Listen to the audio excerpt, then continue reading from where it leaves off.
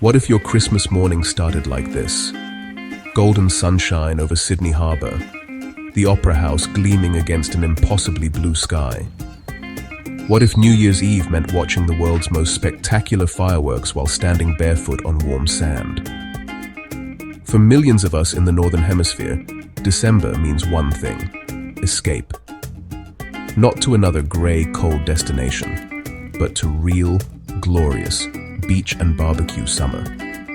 I'm going to break down exactly why December in Australia and New Zealand is worth the investment, where you should actually go, what it really costs, and the honest truths that the travel brochures conveniently leave out. Let's address this up front. December is expensive, flights cost more, hotels book up months in advance, and every popular attraction is buzzing with fellow travelers. So why do experienced travelers still choose peak season over the shoulder months? The numbers tell the story. Great Barrier Reef visibility in December averages 15 to 25 meters. By February, monsoonal rains can cut that to 5 to 10 meters on many days. That's the difference between seeing a turtle from across the reef and nearly swimming into one. In New Zealand, 100% of the Department of Conservation's Great Walks are fully accessible in December. In October, alpine snow still blocks about 40% of those high passes. And then there's daylight. December gives you nearly 15 hours of usable light.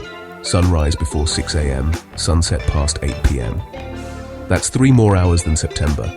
3 more hours for that extra hike, that extra beach session, or simply not rushing through dinner to catch a sunset. Add in Sydney's New Year's Eve fireworks, over 1 million people watching the world's most iconic display. Christmas beach barbecues that feel wonderfully wrong in the best way, outdoor concerts, night markets. December isn't just good weather, it's the full experience.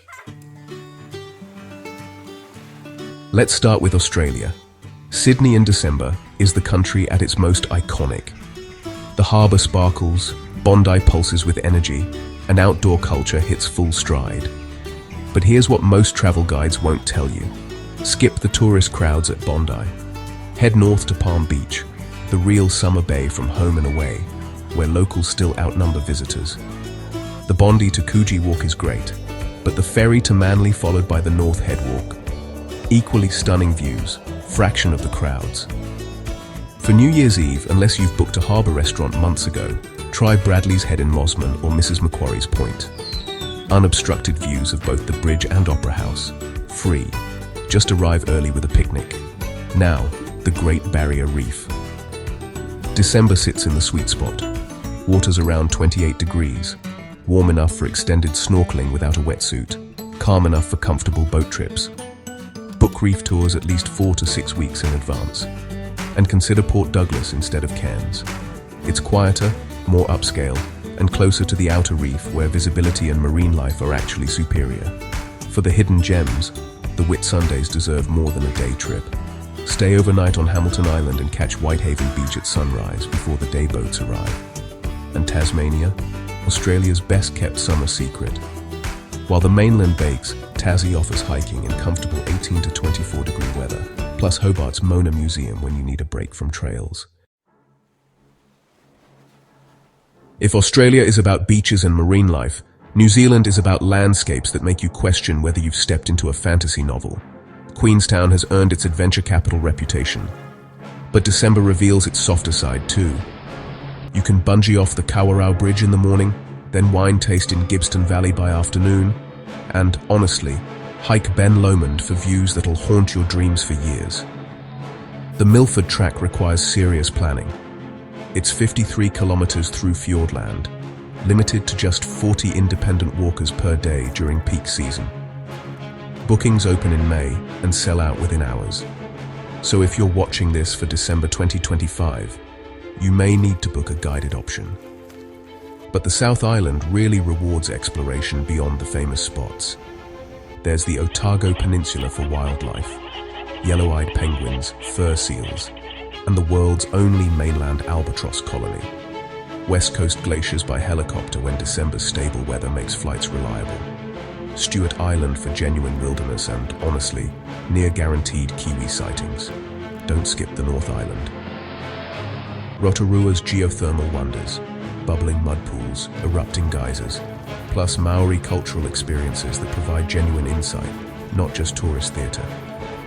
The Coromandel Peninsula has beaches that rival the South Pacific. Cathedral Cove at golden hour, Hot Water Beach where you dig your own thermal spa at low tide, and Wellington deserves at least 2 days. Te Papa Museum is free and world-class. The coffee scene is better than Melbourne. Don't tell anyone I said that. Let's talk real numbers. A 2-week trip to both countries in December, traveling comfortably, not budget, not ultra-luxury, typically runs $8,000 to $12,000 per couple, including flights from North America or Europe. Flights run $1,500 to $2,500 per person. Accommodation, $200 to $400 a night. Food, $80 to $120 a day. Car rental, $50 to $80 a day. Essential in New Zealand, helpful in Australia outside Sydney. Here's where it gets specific. Great Barrier Reef day trip, $200 to $350 for snorkeling, $350 to $500 if you're diving. Milford Sound, $80 to $150 for the bus and cruise combo, $400 to $600 if you add a scenic flight. Bungee jumping in Queenstown, $150 to $200. Helicopter tours, $250 to $500 depending on duration. Yes, shoulder season, October, November, February, March, can save you 25 to 35% on these costs. But you're trading guaranteed weather, full access, and that December energy. The booking timeline that actually works, 6 months out. Book flights and any limited experiences like the Milford Track or Sydney NYE restaurants. 4 to 6 months out. Lock in accommodation, especially Sydney, Queenstown, and anywhere on the Reef coast. 2 to 4 months out. Book major tours and activities. 1 month out. Reserve restaurants for special occasions and download offline maps. Mobile coverage in remote areas can be spotty. Now for the honest stuff, the brochures skip. Bushfire season is real. December through February is peak risk in parts of Australia. This shouldn't stop you from traveling, but check conditions before visiting rural areas, have backup plans, and follow Bureau of Meteorology updates. The sun is genuinely dangerous. The UV index in both countries regularly exceeds 12, literally off the scale used in most Northern Hemisphere countries. Bring SPF 50+. Reapply every 2 hours. You will burn faster than you think, even on cloudy days. Everything closes on Christmas Day. Everything. Plan a beach day, stock up on groceries December 24th, and embrace the Australian tradition of a Christmas barbie. Attractions reopen Boxing Day.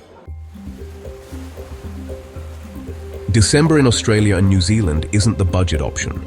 It's not the under-the-radar choice. It's the full experience, the version that earned these countries a spot on every serious traveler's bucket list. For families, the timing aligns with school holidays. For couples, the adventure plus luxury combination is unmatched. For anyone who's ever wondered what Christmas feels like in summer, this is your answer. Start planning now. Book those flights. Reserve that harbour restaurant. Secure your spot on the Milford Track. December won't wait, but it will reward those who commit to the journey. If this was helpful, hit subscribe. And drop a comment. Have you done a summer Christmas? What was your highlight? I'll see you in the next one.